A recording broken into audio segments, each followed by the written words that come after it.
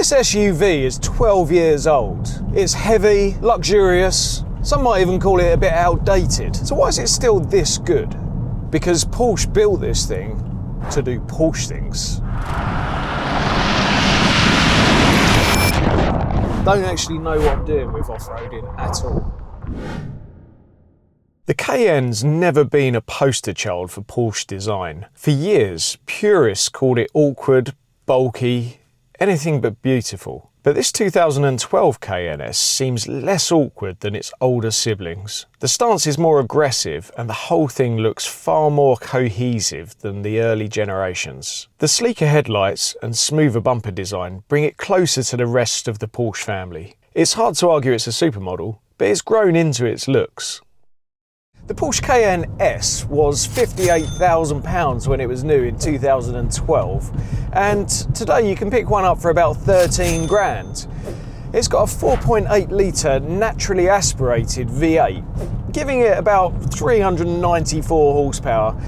As the car comes in at just over 2 tonnes, 2,065 kilos, that gives it a power to weight ratio of 191 horsepower per tonne. Not bad for a big old SUV. Initial impressions are good.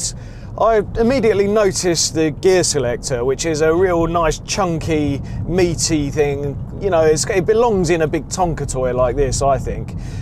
Completely different to the Alfa Giulia Quadrifoglio that we drove recently, where when I drove along, resting my hand on the gear stick, it was just knocking it into neutral all the time.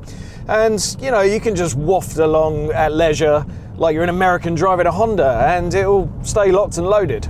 Alright, just watch. Even though man is sitting right for the reset, man. Oh, you see the shift? You see the shift? One thing I'm less keen on is the fact that when you put it into sport mode, it stiffens up the damping, and really it feels unnecessary to me. But worse than that, you can't then dial the suspension back. The good thing about it is that I drove this car for about a week, and I didn't even look for the sport button once. The throttle response is a little bit delayed, or I should say the kickdown is a little bit delayed, because it's an old school automatic. There's no PDK.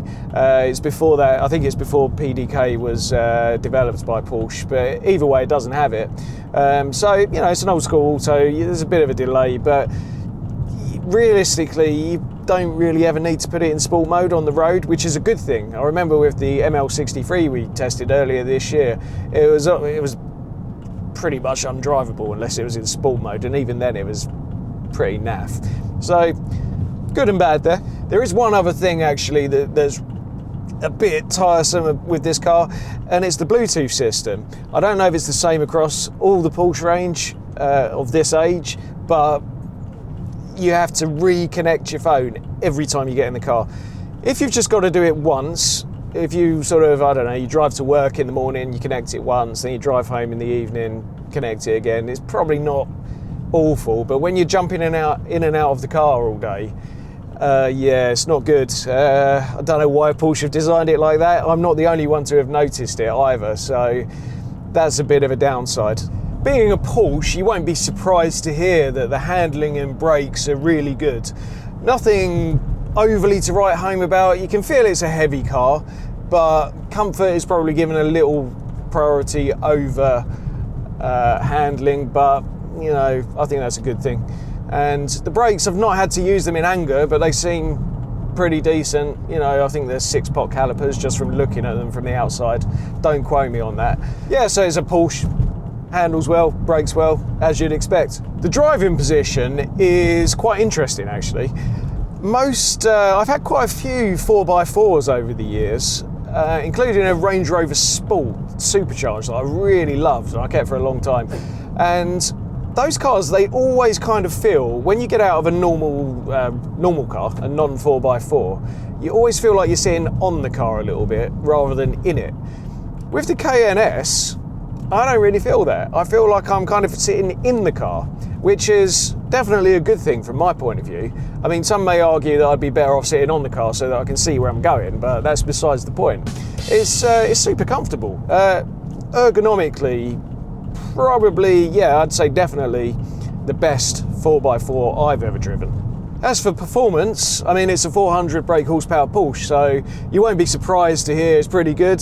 top speed unusually limited to 160 miles an hour rather than the usual German 155. No idea why that is, but it does 0 to 60 in a shadow over 5 seconds. But some magazine tests have had it a little bit quicker than that when the car was new. So yeah, respectable and adequate performance. You know, you don't feel like you want 1,000,000 horsepower in this car. It just feels like it's got enough, and quite like that. But more importantly than the figures, it's how the car feels when you want to hustle it, when you want to drive it a little bit quickly. So let's find out what that's like.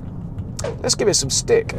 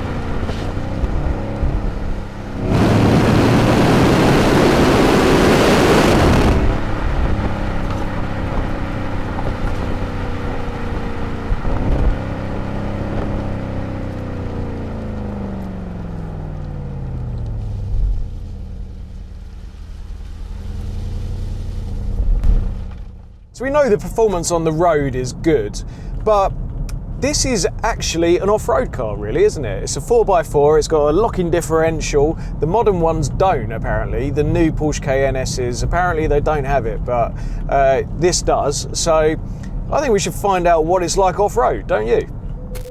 Right.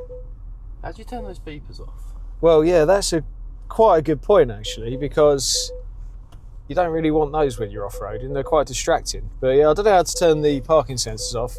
But more importantly, James, we seem to be like sliding a little bit down here. Don't actually know what I'm doing with off-roading at all. So where's the locking diff? So this car, unlike the modern Cayennes, is like a proper off-roader apparently. So there's a little picture of a mountain there, but it's just telling me to fasten my seatbelt. Oh, I saw something good there. What was that? Oh, put your seatbelt on, James. This is dangerous. Right, so what mode are we in now? We're on 87.6 FM, if that's any use. Center differential lock off. Center differential lock on. Okay, let's go. So the only thing I can really compare this to is well, there's a few things actually. Do you think we're going to clear this? I don't think we're going to get back up here. Do you not? Do you actually not? Well, that's got to be the challenge for the video. Let's do it. I bet it doesn't even look steep on the video, does it? Whoa! Yeah, this is, we're in full control of the vehicle. And what tyres you got on this, Adam? Oh, I think they're semi-slicks, I believe. No, they're winter tyres, but I don't think they're off-road tyres, mate. I mean, I'm over-egging it. I think it feels perfectly in control. That is a steep hill over there. There's no way it's going up there, is there? That's what we've just come down, one that steep. Okay, well, let's try it. We've got the diff lock on. Oh, God, that's a proper bog, isn't it? Do you get the feeling this car's never coming out of here? Yeah, I do. It's only going up. Tell me you're not impressed with that. Come on. I'm surprised. I'm absolutely stunned. I bet it doesn't show up on the camera, but this is steep. That's amazing, huh? Oh, this is a proper off-roader. I mean, I don't know if the more modern Cayennes are, but I've heard they're not. They're more kind of like Chelsea tractor kind of things. But this is definitely an off-road car. James, come on. This is where you chime in and give your professional opinion. I'm very impressed. I'm shocked. I'm just worried about all those tree stumps. Yeah, I don't know how we're going to turn around. I don't know how we're going to turn around. We've already kind of killed the car doing the intro today, haven't we? Yeah, just a bit. And all the cameras.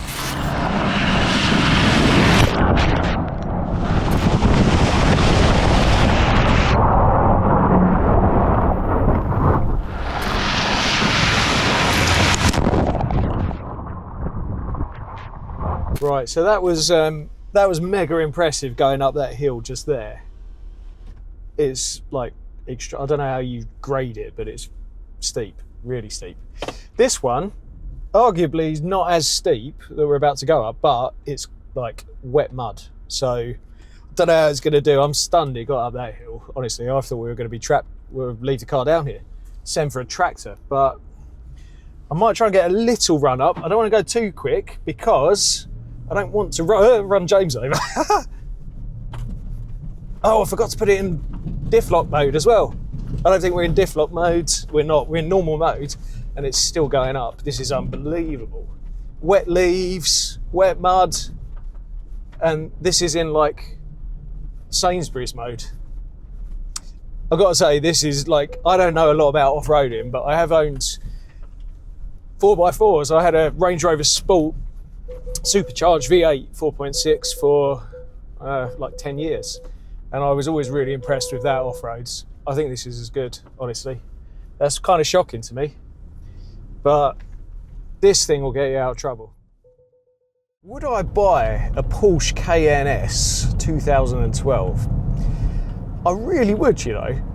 I know I say this about every car that I test that I like. I say, you know, I'm tempted to keep it, and I mean that at the time as well, but I never do. This one, I think I might, you know. I really do like it. It's like a go-to car, I think I mentioned earlier. It's the car you just sort of naturally gravitate to because it does everything well.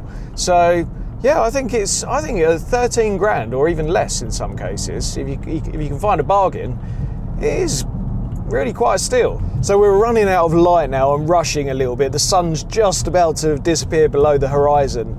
So I think it's time to do the Adam Drive score out of 10 for this car. We're going to judge it on the usual 4 things, which I've got written down here because I can't remember. Fun, comfort, handling, and how it makes you feel.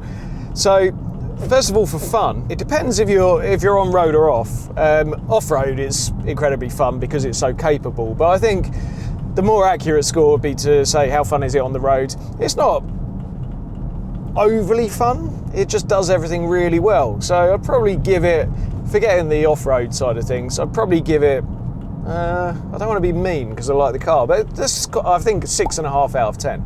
Moving on to comfort, it really is very comfortable.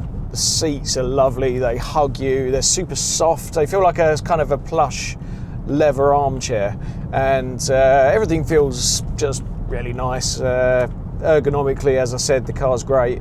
I think it's a 9 out of 10 for comfort. Moving on to handling, as I mentioned, the car just handles very nicely. It's set up very nicely for an old boy like me. It's not too stiff unless you put it in sport mode, but even then it's not too bad. It's not too stiff. So obviously the car's not really about, it's not a sports car, so how to judge it fairly? I think, you know, it's, as you'd expect, it's really good. So, you know, it's an 8 out of 10 for handling. As for how the car makes you feel, well, it doesn't kind of give you tingles like the Alfa Giulia Quadrifoglio did, and you know, it's not super exciting, but it's the sort of car you'd fall in love with, and like an old dog kind of thing, and you'd keep it for a long time. So I think if we're being a bit lovey-dovey, I think it's an 8 out of 10. I really do quite like this car. The sun's leaving us, it's halfway below the horizon, so I think we just about got everything done in time today. This is day 3, if you can believe that, of filming, and you know, there's a lot of work that goes into these videos that you don't see behind the scenes. That might be because me and James are kind of new to it, and especially, well, he's pretty good at what he does, but I'm maybe not the best, so practicing, need to do quite a lot of takes and stuff like that. But there's a lot of work that goes into it, and after the last video we launched on the Aston Martin V8 Vantage, I sort of intimated we want to try to get over 1,000 subscribers, and we went from about 600 to 800 and something. So thanks very much. If you were one of those 200 odd subscribers, I really appreciate it. And if you're not subscribed to the channel and you'd be prepared to do so, I would really appreciate it, because like I say, we put a lot of work into these things, and it's not just what you see as the end result. It might look a bit rubbish, but that's because I'm not very good at it, am I? Let's face it, but I'm getting better. That's the key thing. So yeah, if you wouldn't mind subscribing, I'd love to have you. Anyway, see you soon.